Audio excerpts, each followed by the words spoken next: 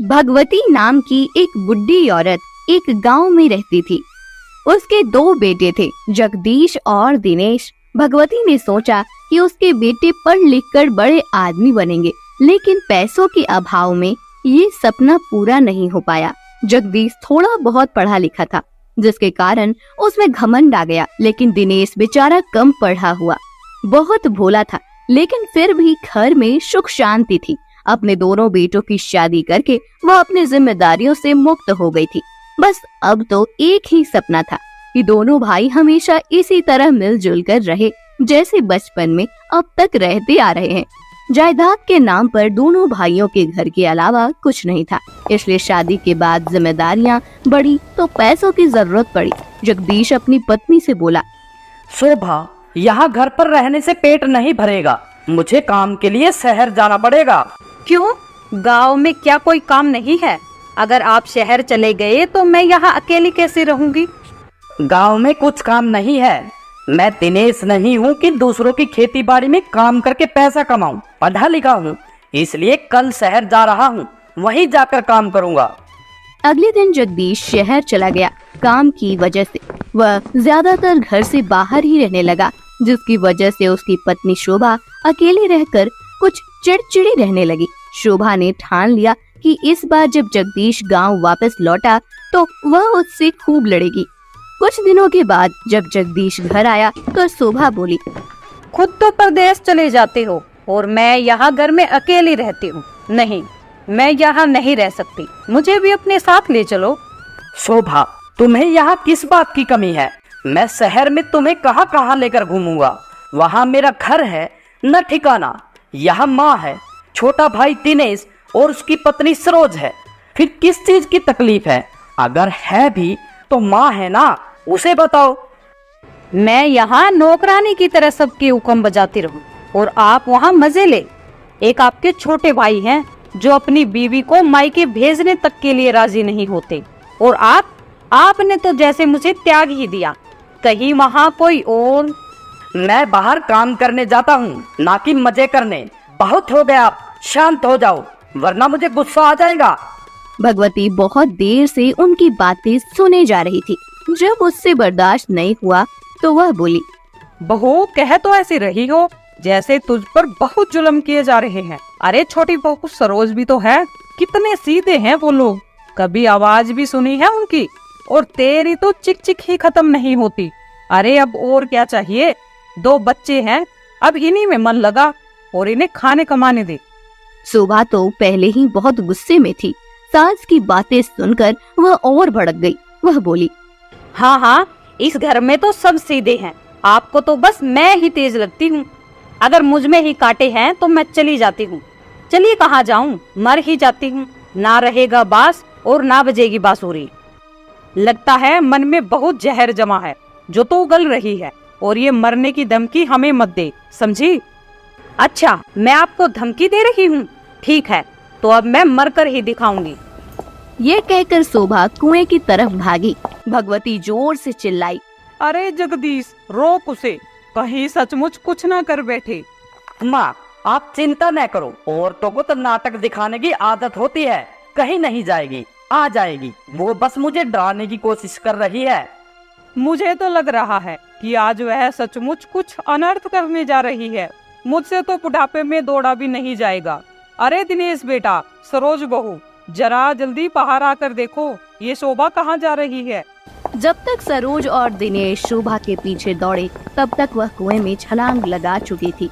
उन्हें चिल्लाते हुए दौड़ते देख पूरा गांव उनके पीछे उमड़ कर पड़ा और उसे निकालने की कोशिश करने लगा। सबने तरह तरह से उसे निकालने की कोशिश करी, लेकिन जब तक उसे कुएं से बाहर निकाला तब तक गुस्सा उसका जीवन खत्म कर चुका था। कहानी खत्म हो चुकी थी। शोभा अपनी 1 साल की बेटी और 3 साल के बेटे को छोड़कर दुनिया से जा चुकी थी। जगदीश फूट फूट कर रोने लगा और बोला, ये तुमने अच्छा नहीं किया शोभा, भला इतनी सी बात पर कोई जान देता है क्या? तुमने अपने बच्चों के बारे में भी नहीं सोचा, तुम इतनी निर्दयी कैसे हो गई? लेकिन जो होना था वो हो चुका। कुछ समय बाद शोभा का अंतिम संस्कार हो गया और उसके बच्चे बिना माँ के रह गए। शोभा की नन्ही सी बेटी मानवी माँ के दूध के लिए मचल रही थी। बेटा चेतन, उसे तो लग रहा था जैसे कोई खेल हो रहा हो। कुछ दिनों बीत गए। एक दिन मोहित ने धीरे से सरोज के पास आकर पूछा, चाची, माँ मर गई है ना? अब मैं और मानवी माँ किसे कहेंगे? क्या माँ अब दोबारा वापस नहीं आएंगी? तेरी माँ मरी नहीं है बेटा, अभी तेरी माँ जिंदा है। मैं हूँ ना, आज से मैं ही तुम दोनों की माँ हूँ। मैं तुम दोनों को कभी माँ की कमी महसूस नहीं होने दूंगी। जी, आपको इन फूल जैसे बच्चों पर भी दया न आई। जेठ जी के बारे में नहीं तो कम से कम इन बच्चों के बारे में तो सोचा होता। अब कहाँ से लेकर आऊं इनकी माँ? आप मेरे ऊपर इतनी बड़ी जिम्मेदारी सौंप कर कैसे जा सकती हो? लेकिन आप चिंता मत करना, आप नहीं तो क्या हुआ, आज से मैं इन बच्चों की माँ हूँ। ये सुनकर भगवती की आंखें भर आई। वह बोली, माँ बनना इतना आसान नहीं होता बहू। जब तेरी अपनी औलाद हो जाएगी ना, तब तुझे ये बच्चे बुरे दिखने लगेंगे। अपनी माँ तो अपनी माँ ही होती है। माँ जी, ऐसा कभी नहीं होगा।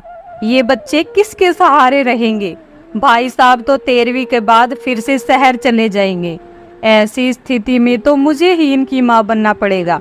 सास बहू की बातें सुनकर दिनेश बोला, सरोज, अपने कंधों पर बड़ी कठिन जिम्मेदारी ली है तूने, इसलिए इस जिम्मेदारी को अच्छे से निभाना ताकि शोभा भाभी की आत्मा को शांति मिल सके। समय अपनी रफ्तार से गुजरता जा रहा था। सरोज ने भी अपने 2 बेटों को जन्म दिया।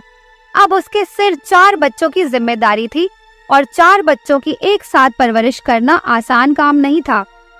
सरोज, कौन कहेगा कि तू मोहित और मानवी की असली माँ नहीं है? हाँ माँ जी, अब तो मुझे भी नहीं लगता कि मैं सिर्फ 2 बच्चों की माँ हूँ। मेरे 2 बच्चे और हैं, इसलिए मैं 4 बच्चों की माँ हूँ। लेकिन जेठ जी को तो अब भी सिर्फ अपने 2 ही बच्चे नजर आते हैं। देखा ना, पिछली बार आए थे केवल 2 ही खिलौने लेकर आए थे। मेरे बच्चे उनका मुंह देखते रह गए, मगर उनको मेरे बच्चों का जरा भी ख्याल नहीं आया। तो दिल पर ना ले बहू, वो बचपन से ही ऐसा है, तभी तो उसकी शोभा से कम बनती थी। जब वो तेरे बच्चों में फर्क करता है तो तू भी कर। आखिर कब तक तो अपने बच्चों का मन मारती रहेगी? दिनेश और सरोज पहले जगदीश के बच्चों के बारे में सोच, फिर अपने बच्चों के बारे में। यूं ही दिन गुजर गए और बच्चे बड़े हो गए। और एक दिन वो भी आया कि जगदीश के बेटे मोहित की शादी आरती के साथ हो गई। भगवती आरती से बोली, अब तो मैं मर भी जाऊं तो मुझे कोई चिंता नहीं, बस एक बार मोहित के बेटे का मुंह देख लूं, उसके बाद चाहे मेरी आंखें बंद हो जाए। अरे मेरी प्यारी दादी, मैं तो ये कहता हूँ कि मेरे बेटे क्या, आप मेरे बेटे के बेटे को भी देख कर जाओ। कुछ दिन ऐसे ही हंसी खुशी बीत गए, लेकिन मोहित कई दिनों से देख रहा था कि उसकी माँ यानी कि उसकी चाची हर रोज खाना बना रही है। एक दिन मोहित ने आरती को टोका, अरे आरती, ये माँ क्यों खाना बना रही है? मैंने कल भी देखा था उन्हें, दोनों टाइम खाना बनाया था। खाना तो तुम भी बना सकती हो, तुम्हारे होते हुए माँ काम करे, मुझे जरा भी अच्छा नहीं लगता। ये क्या जी, पूरा दिन माँ के लिए चालीसा पढ़ते रहते हो, उनकी सारी बातें मानते हो। वो तुम्हारी माँ नहीं चाची है, और चाची चाची होती है। जब देखो माँ, माँ के सिवा कुछ और सोचता ही नहीं है। आरती, माँ हमको तो उस उम्र में छोड़कर चली गई थी जब हमें माँ का मतलब भी पता नहीं था। चाची ने ही हमें माँ बनकर पाला पोसा है, फिर उन्हें माँ क्यों ना कहूँ? आप बड़े भोले हैं, इसलिए उनकी चालाकी किसी को नजर नहीं आती। सोचा होगा माँ तो मर गई और बाप परदेश में है, एक बेटी है, उसकी भी शादी हो जाएगी और बचे आप, इसलिए उन लोगों ने ऐसे दाव खेले हैं जो आप उनके बनकर रहे, क्योंकि वो लोग आपके हिस्से की जमीन हथियाना चाहते हैं। आप उनके तो जमीन भी उनकी। बहुत हो गया, चुप हो जाओ आरती, मेरा सिर घूमा जा रहा है। पता नहीं तुम क्या अनाप शनाप पके जा रही हो।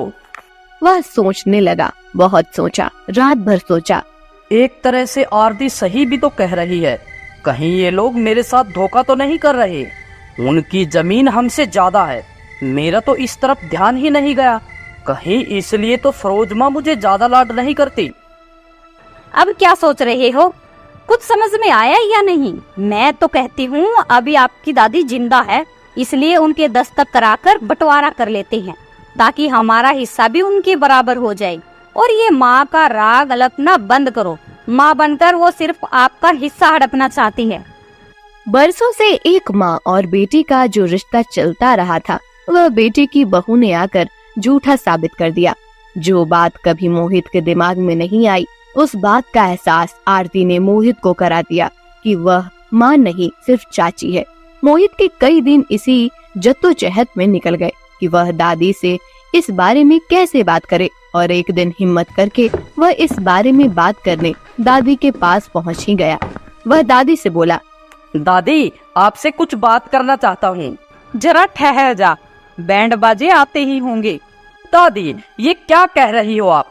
हाँ हाँ, सही तो कह रही हूँ, क्योंकि तेरे बात करने के लिए मुझे बैंड बाजा बजवाना पड़ेगा। अरे जो कहना है कह, इसमें इतना सोचने की क्या बात है। दादी, ये बताओ, ये जो हमारे घर की जमीन है, ये किसके नाम है? हे भगवान, ये क्या पूछ रहा है तू? आज तक ये बात तेरे बाप और तेरे चाचा ने भी नहीं पूछी मुझसे। दादी, हमें इस जगह के कागज पक्के करवा लेने चाहिए। पक्का मतलब रजिस्ट्री। कोई कागज नहीं है जमीन की। पहले कहाँ कागज होते थे? तुम्हारे बाप दादा कई पीढ़ियों से इसमें रहते आ रहे हैं, उन्हें कभी